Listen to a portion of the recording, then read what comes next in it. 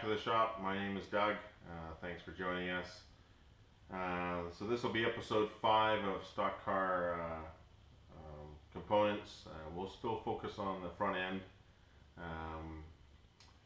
Go through a review of what we use in our class of racing and also some of the things that we do to adapt or modify existing parts or how they came into being for my class of racing, which is limited late model and late model.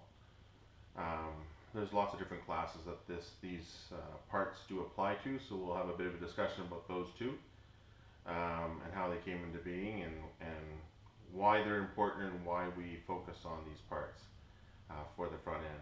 As you know, in the last episode, we repaired my front end, my upper control arm, lower control arm. So we pulled the old ones out, fixed up the pieces that we needed to, the bushings, servicing to make sure everything was good and clean. And so the one thing we didn't do is we didn't install the shock yet.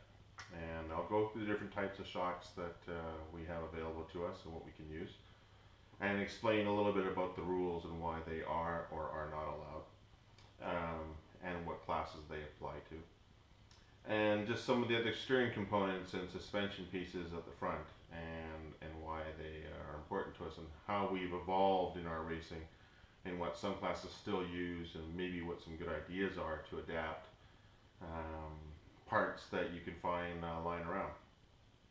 So with that, we'll also we'll talk about the mystery tool as well that I showed you last week in episode 3, or sorry, episode 4, and tell you what it is and how it's used. And then we'll show you another one and go from there. So this will be a fairly quick video. I don't plan to make them long, and I'm sorry that the last one was darn near an hour, actually just over an hour. So we'll try to keep them shorter. Hopefully you don't fall asleep to them and you find them enjoyable. And we'll go in there from there. And then we'll just throw some pictures in and some other things too for fun.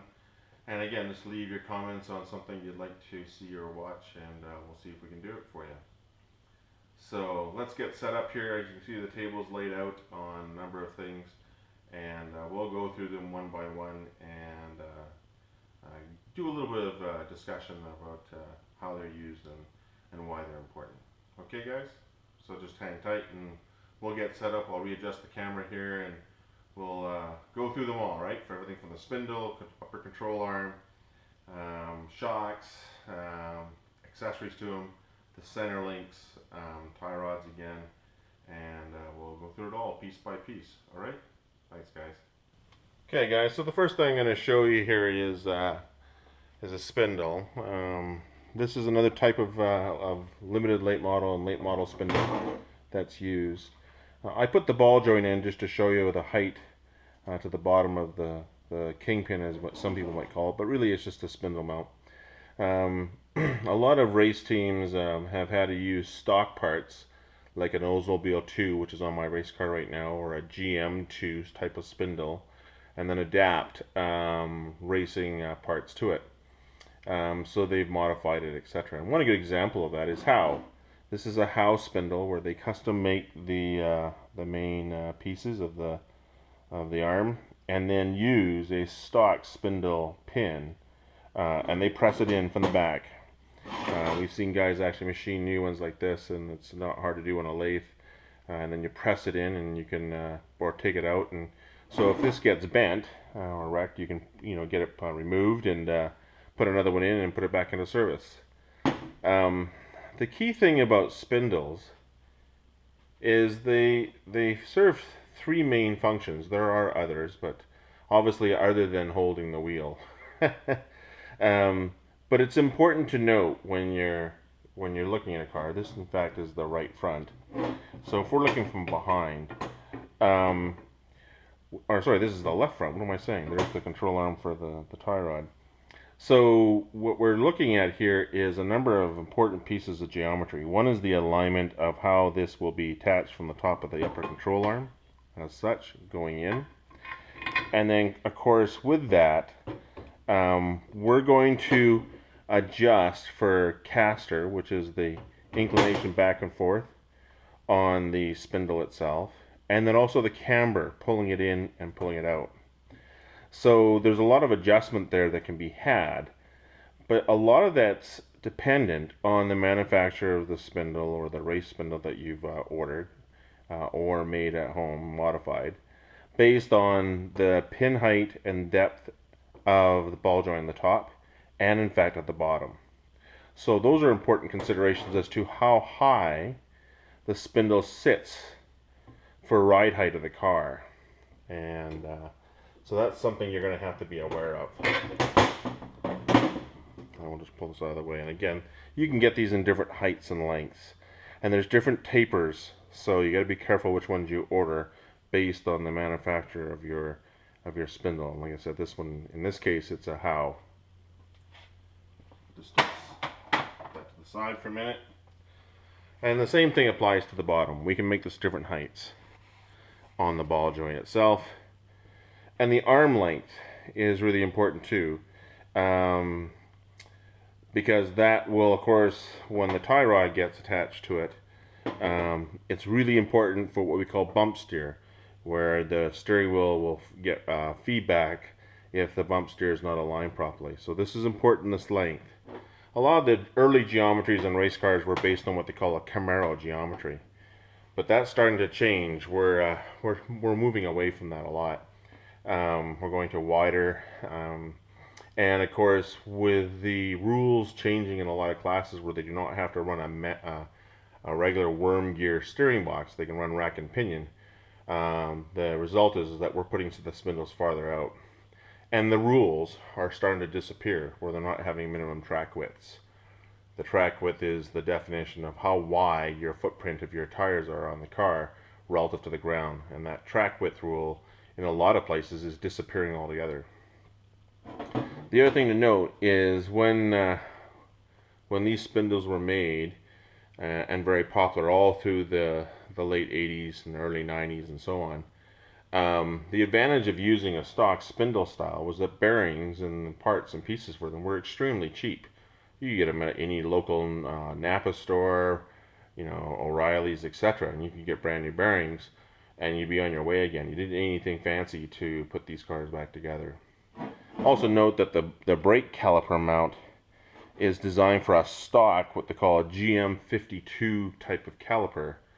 And of course they just cut it out and make sure that it fits relative to the caliper that you need for the main housing. And then it's a floating piston design on the rotor.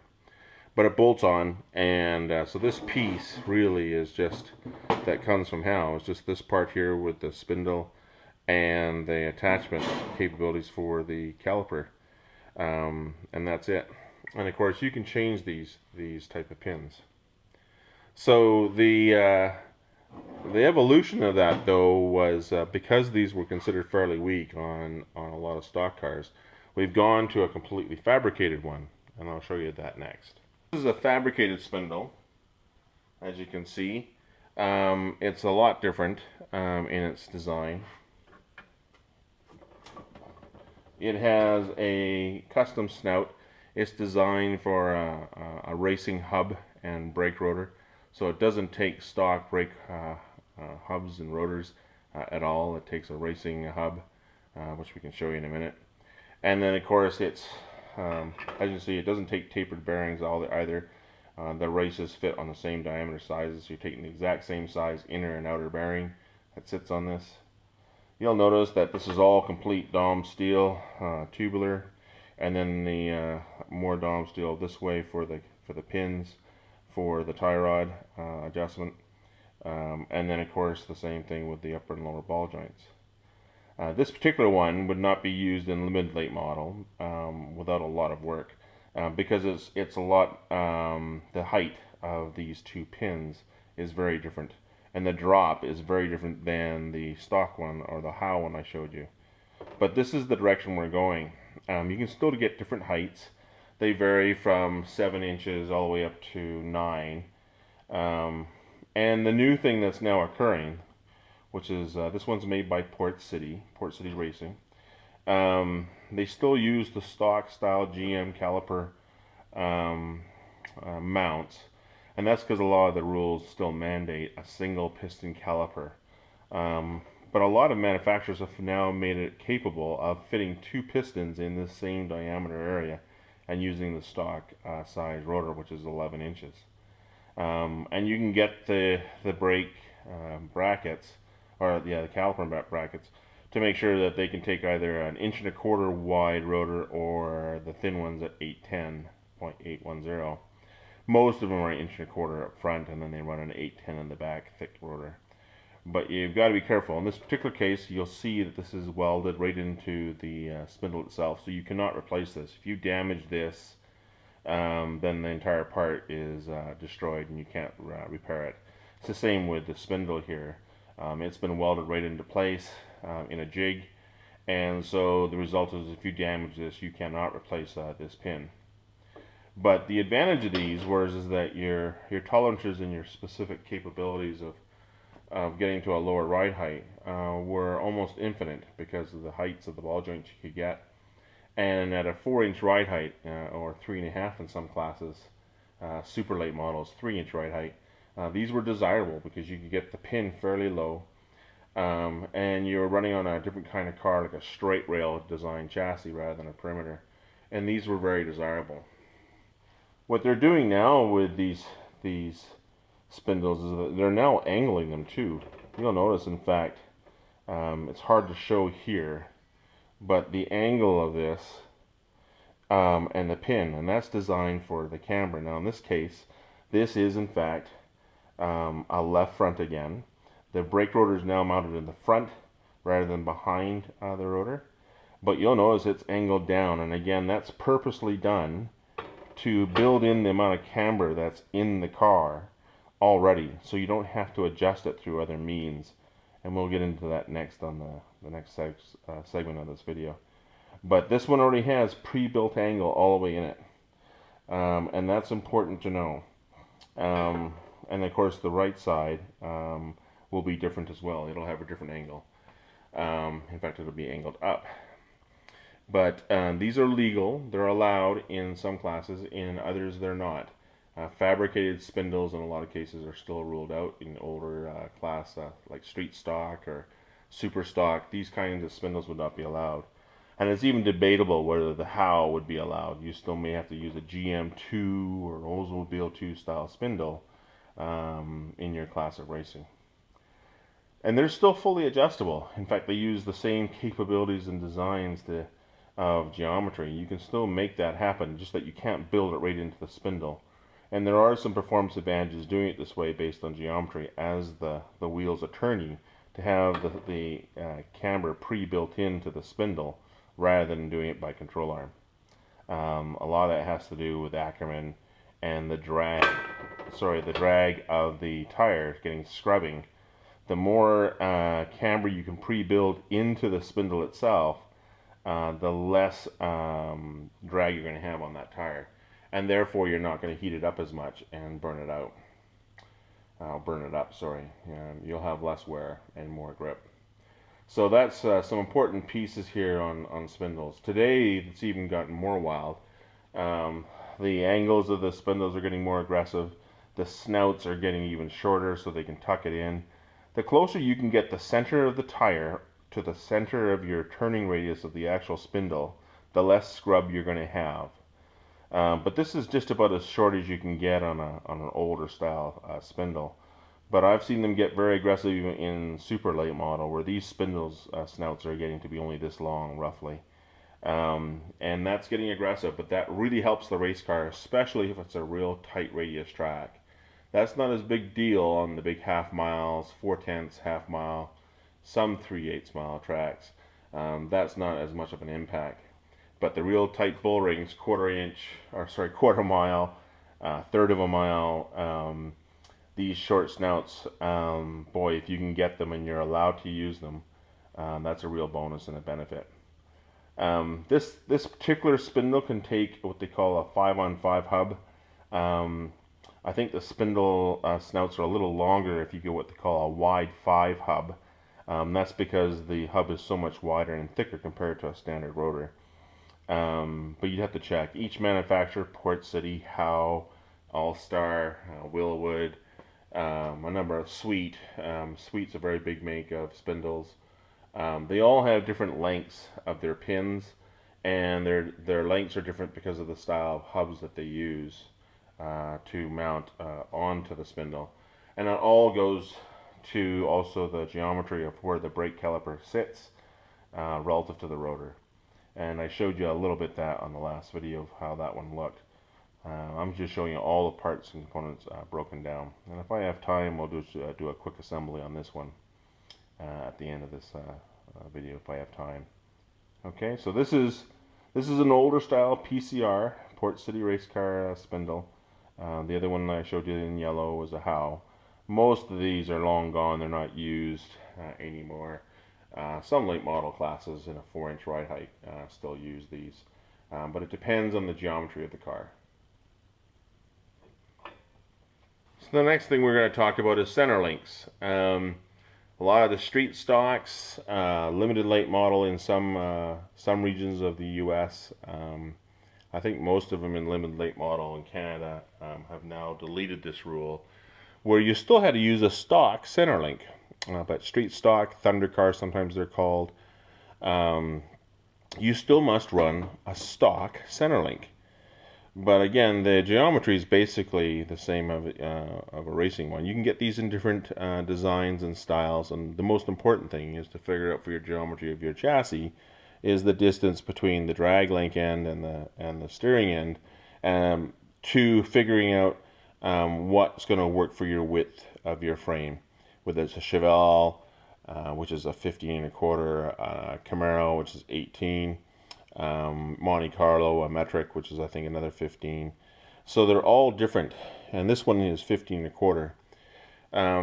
Where we got aggressive, where we're allowed to upgrade to a non-stock, these are fairly popular.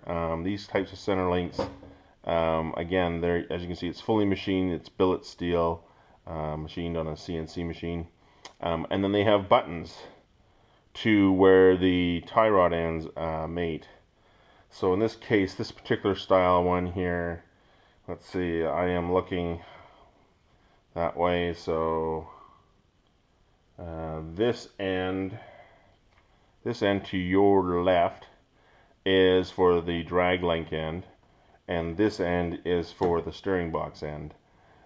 So this will go to the pitman arm, and this end will go to the drag link. This will go to the outer tie rod, and the same with this one. I mentioned bump steer earlier. One of the ways to adjust for that, based on where the control arms are sit, and of course the adjustment to your steering. You don't want a lot of vibration when you go over a bump or a hill on a track. You can adjust these by taking these buttons out, and there's a lower one, a top one, and a dead center one. In my particular car, an old Camaro Clip, this is the one that we use, is the lower one. In many cases, all you do to reverse it is just to literally flip it around. These buttons are also capable of taking either a nut and a bolt and a nylon nut, or a standard nut if you have room, or there's a different type of button where you can get a taper, and it's just a stud, and you put it through, and then of course the stud's held in by a nut on the other side, on both sides actually. And some guys like that because it's a little stronger, and if it shears, then it's not so hard on the chassis. It's more to do with preference. You adjust the height of where this sits, both on the pitman arm and on the drag link, by shimming it up through here, and that changes the height of where this is going to connect, as I showed you in the race car. So that's really important to do. The problem with center links is, one of the reasons rack and pinion is becoming more popular is because these bend after a major hit in the front end, and this is a $400 part. By the time you've added the pins and everything else, you're up to $500 in some cases. This one's made by Reliance Machine here in Ontario. It's a 210-37. It's a good piece. But as you saw on my race car, the one that's behind here, or behind the camera here, I basically took one of these and we reinforced it by literally just putting big shafts across it, and that helps. But we really want to start getting away with these because these are fairly easy to bend. But what Reliant did was make an I-beam style here, so they're not as easy to bend because of the way it's been machined. It's fairly rugged, but again, in a major accident, this thing's toast. But it's a fairly expensive component. I have seen major wrecks where a rack and pinion survives, while the center link does not. Okay guys, on to the next segment here. We've got 4 different types of shocks here. For street stocks, Thunders, and early limited late models back in the 90s, late 90s and early 2000s, we had a rule where we were required to run a steel shock. They were not very specific on their compression rebound rates, and they had to be a steel body. They couldn't have, take apart ends at the ends of the shocks, and so that limited what we could do. They're available in 7 and 9 inch heights is the most common shocks that we tend to use in our asphalt racing. I've seen some very unique shocks used in dirt, but it doesn't apply to us. And of course, the shocks that they use on the real big cars, the National Series, again, very different, and we won't get into those. The super late models, they're allowed what they call a complete take apart, fully adjustable, remote reservoir for oil, very high tech. Those shocks are worth about about 10 times what we were allowed to run. The upgrade from that we came off to was the next one, which was what often sometimes called a split valve, and also an adjustable. So a shock is nothing more than a damper, really. It dampens the amount of shock when you're going over a bump, and also when the car dives into the corner. Coney came up with these. Other manufacturers have them as well. This particular one is a 7-inch shock. But a lot of tracks went to this as a mandated style rule, because if there was going to be some kind of adjustment on the compression rebound or the dampening of the shock, they didn't want you going through huge amounts of testing and buying different compression rebound setting versions, and so they mandated these specific part numbers for a compression and rebound capability. But they were also adjustable. Through here you can see there's a little button here, and effectively what you did is if you want to adjust the rebound and shock or compression on the shock, you simply push this down by lifting this cover off.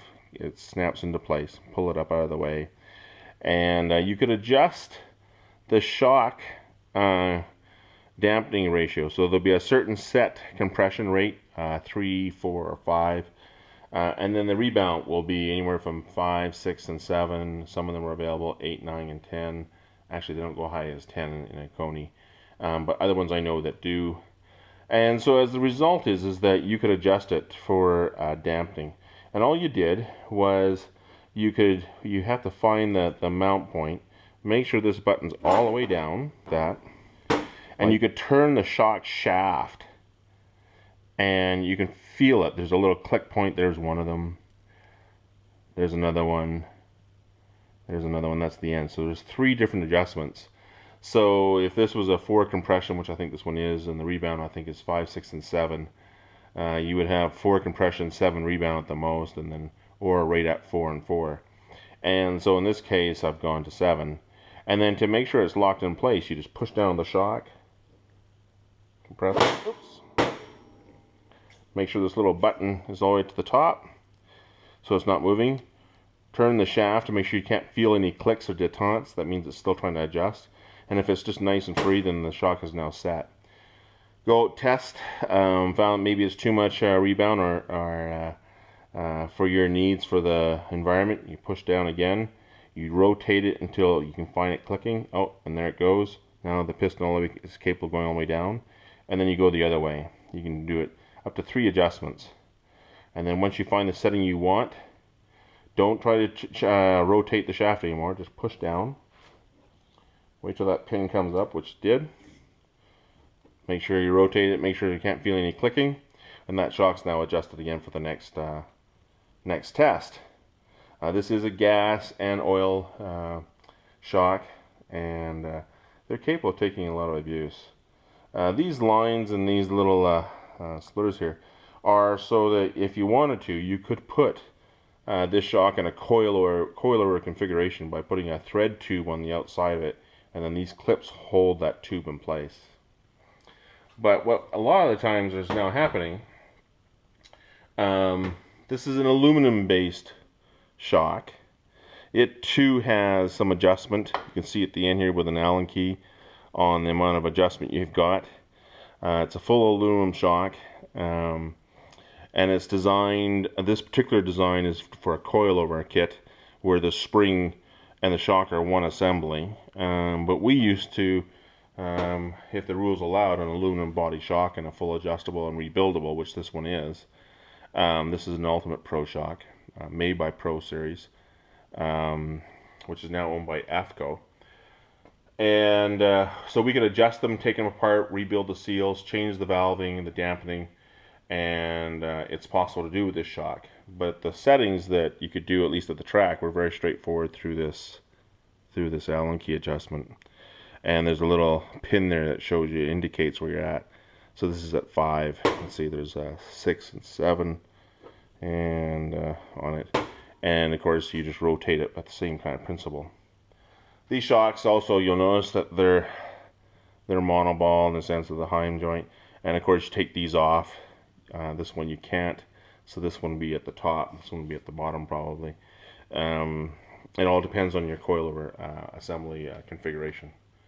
But for a lot of limited late model and a lot of late model classes, we're doing shocks that are now, they're a regular, similar to a steel shock, but different types of shock, compression and rebound.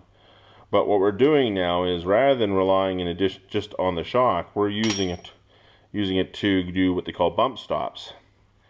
And so you'll pick a certain compression rebound, the shock that you like, through your chassis guy and your setup guy. And the trick is that you want to be able to compress the shock once it's installed on the car. And as it compresses, it'll actually hit these bumps and bottom out. And therefore, it prevents the shock from traveling excessively and stops the amount of travel that car will dive into the corner. Or upon acceleration, if you put it on the rear of the car, usually the left rear, it does the same thing. It maximizes or limits the amount of travel the rear suspension on that corner will travel and try to compress. And so you can do a number of varieties of doing that. As you can see, there's a rubber here. There's aluminum plates. We try to put an aluminum plate in between each rubber. In some cases, you'll have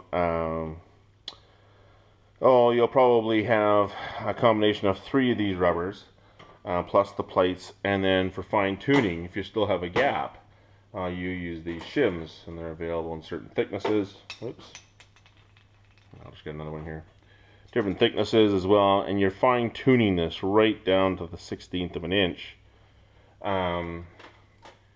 to fill up the space in this shock.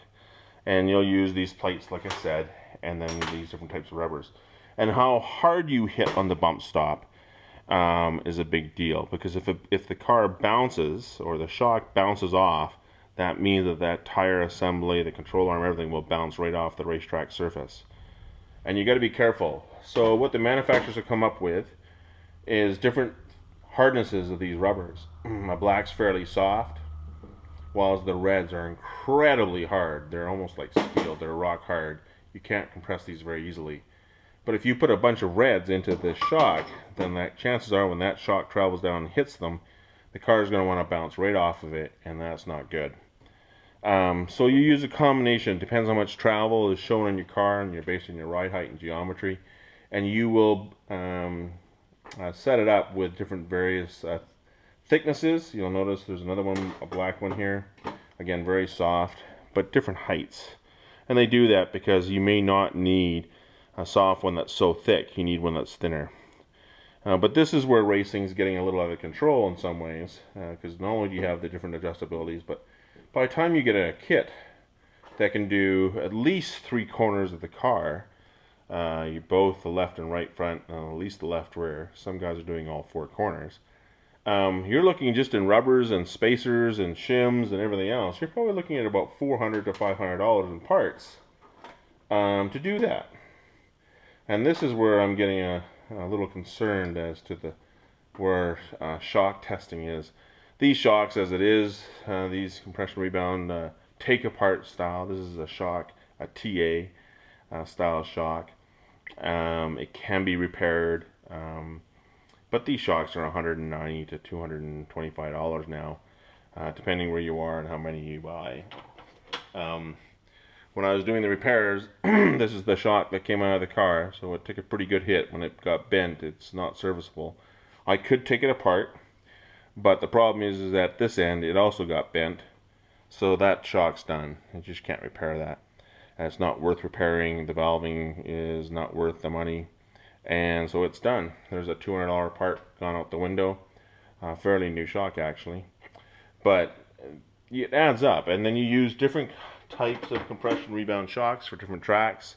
It depends how flat it is, how much banking's in it, and that'll also affect how many bump stops you're going to go through in the sense of setup. We do have, excuse me, we do have one saving grace on them now. We can track compared to how many rubbers and spacers we've got into the shock using an indicator. So this is the top of it.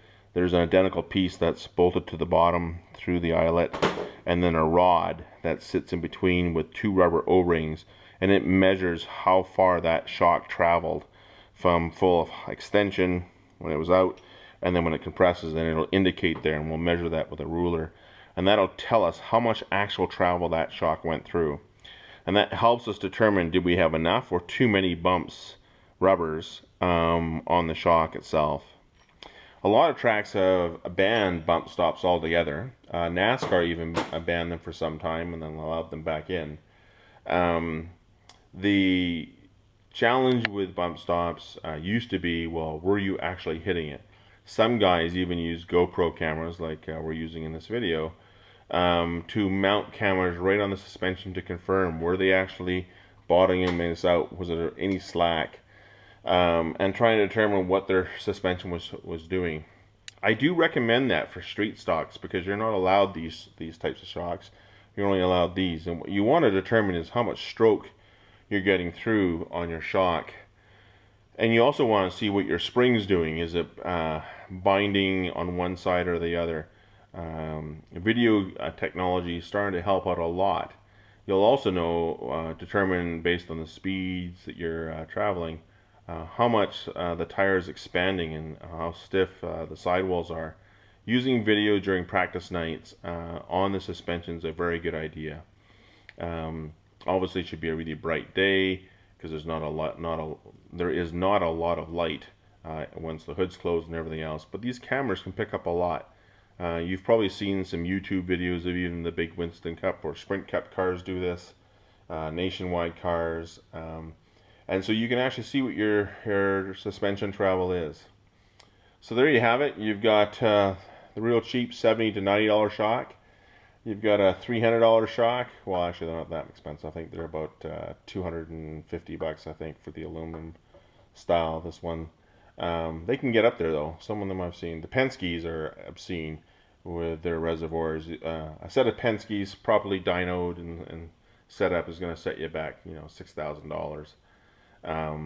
On the real top end ones. You can get Penske's for a fairly decent price now, but you better know what you're doing and have a really good setup guy helping you if you've never used them before. Then the split valve style shocks, adjustable, that was the next step. These are about a $200 shock as well. And here in Canada, that actually has gone up a little bit because of the exchange rate again. And then we got the more common, again, it's just a monotube, twin monotube style shock, but we're using bump stops.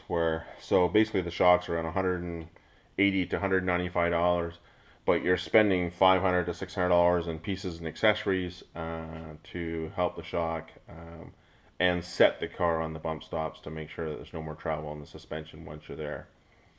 So we'll go through another video how we set this up and show you how we've actually done it with ours. When we're ready to go out racing, we'll show you how we'll set up bump stops. Fairly easy to do, and we'll go from there.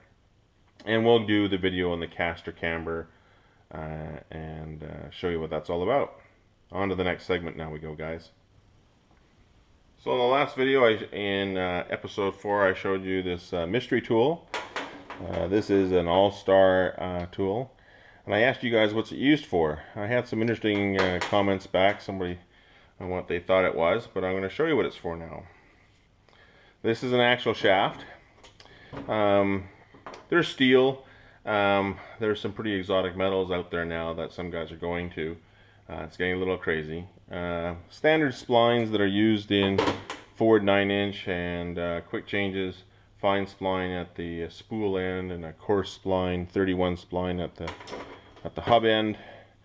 And what this is for is when this axle is in the car and you need to pull it out, something's gone wrong, it's gotten broken, bent or something, you need to get it out but leave the hub on the car, you can screw this in. So in this case it's a fine spline shaft.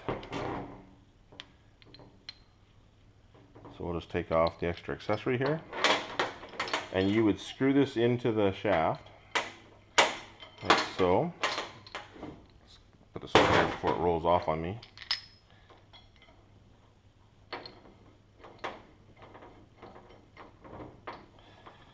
And there you go. So now it's threaded in there. And then you would just start yanking on this and that'll help pull it out right out of the axle tube. So that's what it is an actual shaft puller. And very handy to have when you're at the racetrack, especially when the parts are hot. They expand at different rates. Sometimes these things get stuck. Just getting a bolt in there and trying to use a pair of pliers can be just mind-numbing. Some shafts do have the coarse thread end. That's why they have both with the kit. And they... boy, this can be a lifesaver if something's gone wrong with the shaft, or if you need to change gears on a big 4 9-inch, you got the wrong gears, you want to pull the shafts out, just pull them out 6 inches away from the pumpkin and then pull out the 4 9-inch assembly all as one. You just need this quickly. You don't have to even take the tires and wheels, hubs, rotors off or anything else. You just take the center hub off, similar to what's on the car over here. You can see that over there. You just take that hub off in the center there, and it's 3 Allen keys, but you leave the tire on and everything else, put that puller in there, pull the shaft out 6 inches, and then same on the other side, and then you can pull the whole 4 9-inch pumpkin right out without doing anything else. And then it helps during reassembly too, because now you got something nice and easy to hold while you're doing that. So there's the answer to the mystery tool. This is a puller made by All Star.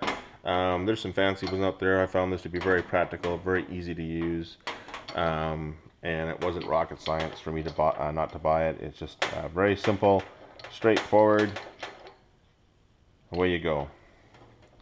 So there's that one. So our next mystery tool that you'll have to guess is this guy here. It's got 3 different types of levels here. There are different marks on them, but I am covering the top, or otherwise it just gives it away. There is a magnet at this end, so, and there's a sight level here as well, so you can level it this way, and of course then you can adjust these. And there is an adjustment in the back here to change this, and of course you're just doing all the levels here by degrees. So tell me what this is for, guys.